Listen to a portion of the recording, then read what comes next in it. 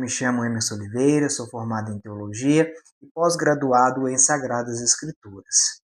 E hoje estou aqui para conversar com vocês sobre um assunto muito importante para que nós possamos compreender a Sagrada Escritura, a Palavra de Deus. Desde quando os textos foram escritos, está acontecendo uma discussão teológica. Ao longo da história, a gente vai ver que há uma grande discussão teológica sobre a aliança. Se a aliança ela seria exclusiva para o povo judeu ou se ela seria inclusiva para toda a humanidade. E nesse sentido, a Sagrada Escritura vai entrar nessa discussão. Nós vamos vendo que alguns livros vão dar ênfase na aliança exclusiva apenas para o povo judeu.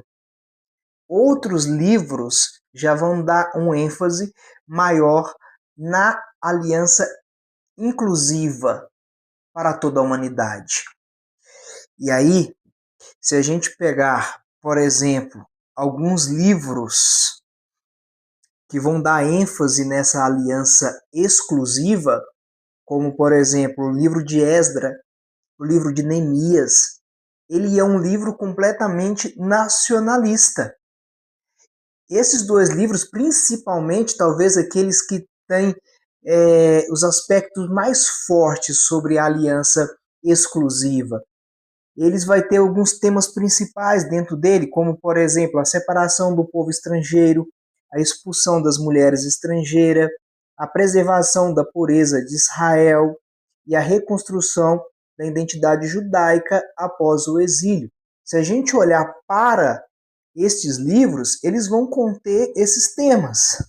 Se a gente pegar, por exemplo, Esdras, no capítulo 10, no versículo 11, ele vai dizer assim, ó, separai-vos dos povos da terra e das mulheres estrangeiras. Ou seja, há essa separação de Israel e do povo estrangeiro. Neemias também quando ele vai tratar sobre o casamento, ele vai dizer assim, ó, não dareis as vossas filhas e os vossos filhos. Então, aqui ele está falando de forma muito especial para não entregar os filhos ou as filhas em casamento para o povo estrangeiro, certo? Então, aqui ele vai trabalhar muito a respeito dessa aliança que ela é exclusiva. Ela é apenas para o povo de Israel. E também, se a gente for olhar, existem outros livros, como, por exemplo, o livro de Deuteronômio, algumas partes dele trabalham essa questão, o livro de Levíticos, partes de Crônicas, certos salmos são muito nacionalistas, e, sobretudo, a leitura também do livro de Macabeus também é uma leitura bem nacionalista, ou seja, ela trabalha a respeito da aliança exclusiva, apenas para o povo de Israel. Mas e a aliança inclusiva, que é para todos os povos, para todas as nações? Se a gente pegar o livro de Gênesis, ele começa nos seus primeiros capítulos ali, após a criação, sobretudo na promessa que é feita a Abraão, sobre essa descendência sobre toda a terra, para todos. E aí, nós vamos vendo também alguns outros livros, como, por exemplo, os livros do profeta Isaías, sobretudo do capítulo 40 até o capítulo 66, ele vai dar esse ênfase nessa aliança inclusiva, essa aliança para todos os povos, inclusive lá no capítulo 56, no versículo 57, ele vai dizer assim, ó, minha casa será chamada de casa de oração para todos os povos. Olha para você ver como que o profeta Isaías já tem esse pensamento de todos os povos estão incluídos aqui na salvação. Que essa salvação ela não é apenas para o povo de Israel, mas ela é para toda a humanidade. Se a gente olhar também o livro de Jonas, Jonas, ele não queria ir evangelizar em território pagão, então assim, Deus leva ele para evangelizar lá. Jonas é praticamente uma crítica a essa aliança exclusiva para o povo judeu. Se a gente olhar também o livro de Ruth também, ele é esse livro que trabalha a aliança inclusiva para todos, por quê? Porque Ruth, ela era moabita, ela era uma estrangeira, e assim ela entra e faz parte do povo de Deus, ela torna-se ancestral de Davi, olha para você ver, e ela é integrada aqui à história da salvação. Então é muito, muito importante esse livro para que nós possamos compreender essa ideia de aliança inclusiva para todos. Também alguns livros da sabedoria, alguns salmos, vai trabalhar essa ideia que a salvação ela é para todos e não só para o povo de Israel.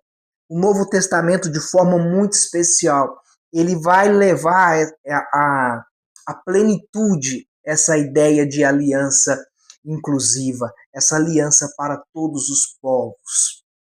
Sobretudo, o Evangelho de Lucas, ele é muito, talvez o maior ênfase no Novo Testamento a respeito dessa aliança inclusiva está no Evangelho de Lucas, mas também, se a gente olhar o Evangelho de João, também trabalha essa ideia que Jesus veio para salvar o mundo, né, toda a humanidade. Atos dos Apóstolos, se a gente olhar ali, a gente vai ver a entrada do povo pagão para a igreja, por exemplo, o episódio lá no capítulo 10 da casa de Cornélios, o concílio de Jerusalém, ele vai trabalhar exatamente essa ideia, o concílio de Jerusalém lá em Atos 15, a discussão é exatamente se os pagãos convertidos ao cristianismo precisam passar pela circuncisão, pois a circuncisão no Antigo Testamento era um sinal da aliança. Então, vai haver esse concílio para poder decidir se os pagãos precisavam de participar dessa questão da circuncisão. Se a gente olhar as cartas de Paulo, ela tem ali uma teologia da aliança, dessa aliança que é para todos, a aliança inclusiva, né? Paulo vai falar muito sobre isso. Então a gente vai vendo que o Novo Testamento também ele entra nessa discussão.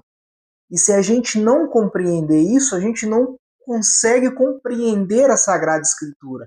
Isso é um pensamento que vai sendo desenvolvido ao longo, como nós vimos aqui, de toda a Sagrada Escritura. Há essa discussão das duas alianças, aliança exclusiva e aliança inclusiva. Então é muito importante a gente compreender esse tema.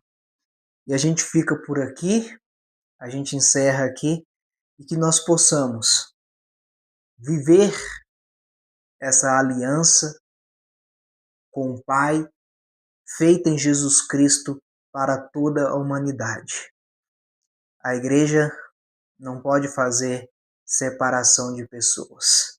A salvação é para todos.